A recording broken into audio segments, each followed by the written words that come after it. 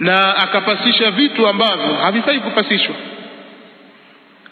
Leo ukisema kwamba mujarradi wa kuacha Mtume sallallahu alaihi wasallam si dalili, kwa mfano labda tupige mifano. Mtume sallallahu alaihi wasallam katika mwaka au katika vita vya Uhud, baada ya kuuawa masahaba zaidi ya 70 katika vita vya Uhud, shuhada Uhud radiyallahu ta'ala anhum ajma'in, Mtume sallallahu alaihi wasallam aliacha kuwaswalia, hakuwaosha wala hakuwaswalia sallallahu alaihi wa alihi wasallam. Hii ni tark, na hii inaingia katika babu tark. Ahlul ilmi wakachukulia kwamba shahidul ma'araka haoshwi wala haswaliwi. Kwa nini? Kwa sababu taraka Rasulullah sallallahu alaihi wasallam dhalik ma'a qiyami al-muqtadi li fi'lihi wa 'adami wujudi al-mani' minhu. Mtume sallallahu alaihi wasallam aliliacha hilo pamoja na kuwepo sababu ya kulifanya. Sababu ni kule kufa. Muislamu akifa atakiwa aoshwe, na sababu ya kuoshwa iko pale, lakini Mtume sallallahu alaihi wasallam hakuwaosha, na kizuizi hakikuwepo kwamba kulikuwa na kizuizi kilichowazuia. Hakuna kizuizi, na lau kingekuwepo kizuizi kingetajwa. Wa adamu dhikri yadullu ala adami alwurudi, kutokutajwa hicho kizuizi ni kuonyesha kwamba hakikuwepo. Kwa hiyo katika hali kama hii inapojitokeza, kwa maana kwamba Mtume sallallahu alaihi wasallam aacha jambo fulani, sababu ya kulifanya jambo hilo ipo na hakuna kizuizi, kuacha jambo hilo ni sunna, ni sunna ya Mtume sallallahu alaihi wasallam, na kulifanya jambo hilo aliloliacha Mtume sallallahu alaihi wasallam ni mukabili yake ni bid'a. Kwa hiyo atakapokuwa amepatikana mtu katika Waislamu ameuawa katika maaraka, kwenye vita, mtu akasimama akatoa amri kwamba mimi nasema huyo aoshwe na aswaliwe, atakuwa amefanya bid'a, kwa sababu amefanya jambo aliloliacha Mtume sallallahu alaihi wasallam.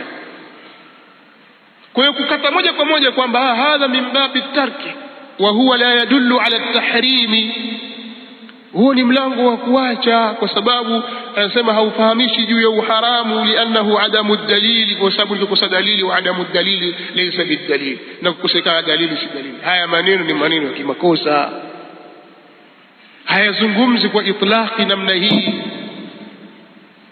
Kwa hiyo wewe ukisikia mtu yote azungumza maneno haya kokote ulimwenguni, ujue anazungumza msingi uliokuwa na makosa, hauko sahihi. Na ushahidi ni hili jambo la kwanza nilolitaja.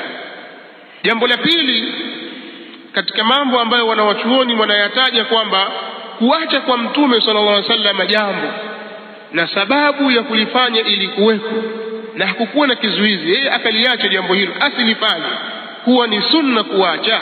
Miongoni mwa hayo ni masala al-adhanu wal-iqama fi al-eidain au fi salati al-eidain. Mtume sallallahu alaihi wasallam kutokuadhini na kutokukimu, hapakukimiwa katika swala za Mtume sallallahu alaihi wasallam za Eid mbili zote alizoswali katika maisha yake, si Eid al-Adha wala Eid al-Fitr. hakuna adhana, hakuna iqama. والمقتضي لفعله قائم والمانع غير موجود. kuna intifau almani', hakuna kizuizi na sababu ilikuweko, lakini Mtume sallallahu alaihi wasallam hakufanya wala hakuamrisha ifanywe wala hakufunza hivyo, wala kwamba haikufanywa mbele yake yeye akakubali. Kule kuacha kwake ni dalili ya kwamba kufanya ni makosa, kwa maana kwamba kufanya itakuwa ni bid'a. Kwa hiyo pale falyuadhdhin almuadhdhin, alafu tutaendelea na nukta hii. Tunamalizia darasa yetu kwa kusema kwamba mfano wa pili, ambao wanawachuoni wa Kiislamu wanaufanya kwamba ndio mfano wa kuhisabu kwamba atarku au tarku nabii sallallahu alaihi wasallama, kuacha mtume sallallahu alaihi wasallama kufanya jambo fulani, mtume sallallahu alaihi wasallam akawa ameliacha jambo hilo, na hali ya kuwa sababu ya kulifanya jambo hilo ipo na hakuna kizuizi cha kumzuia asilifanya jambo hilo, kwamba kuacha kwake katika hali kama hiyo tuliyoelezea kuwa ni katika kuacha kwenyewe ni sunna muttabaa, sunnatun muttaba'atun, ni sunna yenye kufuatwa, na kinyume chake inakuwa ni kinyume chake, kinyume chake inakuwa ni bid'a. Miongoni mwa mifano hiyo ni suala la al-adhan wal-iqama katika salatu al-eidain, kadhalika salatu al-janaza na nyinginezo.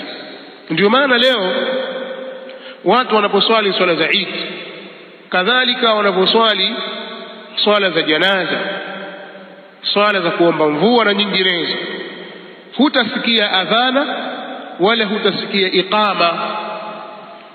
Kwa nini? Kwa sababu mtume sallallahu alaihi wasallam hakufunza, hakufanya hivyo, na sababu ya kufanya kwake ilikuweko, na hakukuwa na kizuizi kilichomzuia. Kwa hiyo wakachukulia katika mlango huu kwamba chochote ambacho kitakuwa katika hali kama hii, basi kukifanya itakuwa ni uzushi katika dini.